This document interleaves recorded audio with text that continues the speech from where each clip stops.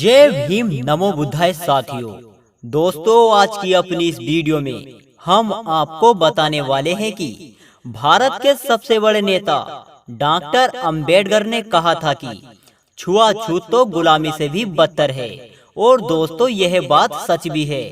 दोस्तों, हमारे देश में उच्च जाति के लोग हम दलितों के ऊपर कितना अत्याचार, छुआछूत, भेदभाव जैसा हमारे साथ ये गलत प्रभाव करते हैं। तो दोस्तों, यह क्यों करते हैं, आइए जान लेते हैं आज की अपनी इस वीडियो में।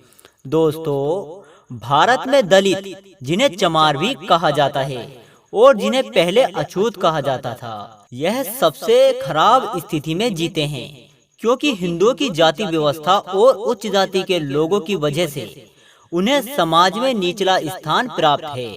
हालांकि हिंदुओं में छुआछूत के बहुत सारे प्रमाण हैं और इस पर बहुत चर्चा भी हुई है।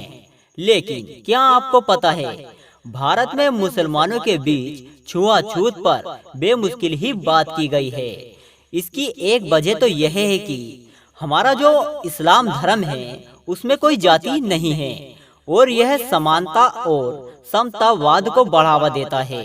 और भारत के 14 करोड़ मुसलमानों में से ज्यादातर स्थानीय हैं, जिन्होंने धर्म परिवर्तन किया और अधिकतर ने तो हिंदू उच्च जाति के उत्पन्न से बचने के लिए इस्लाम धर्म ग्रहण कर लिया। सामाजिक रूप से पिछड़े मुसलमानों के एक संगठित के प्रतिनिधि एजाम अली के अनुसार वर्तमान भारत में मुसलमान की 75% दलित आबादी इन्हीं की है, जिन्हें दलित मुसलमान भी कहा जाता है।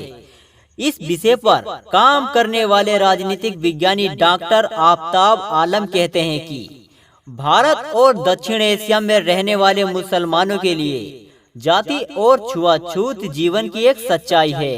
यानी कि जो छुआछूत और भेदभाव है वह सच्चाई तो है, लेकिन क्या है, अध्ययनों से पता चलता है कि छुआछूत इस समुदाय का सबसे ज्यादातर छुपा हुआ रहस्य है। शुद्धता और अशुद्धता का विचार साफ और गंदी जातियों मुसलमानों के बीच आज भी मौजूद है। अली अलवर की एक किताब के अनुसार हिंदुओं में दलितों को अस्पृश्यता कहा जाता है, तो मुसलमान उन्हें उजरा, छोला आदि कहते हैं।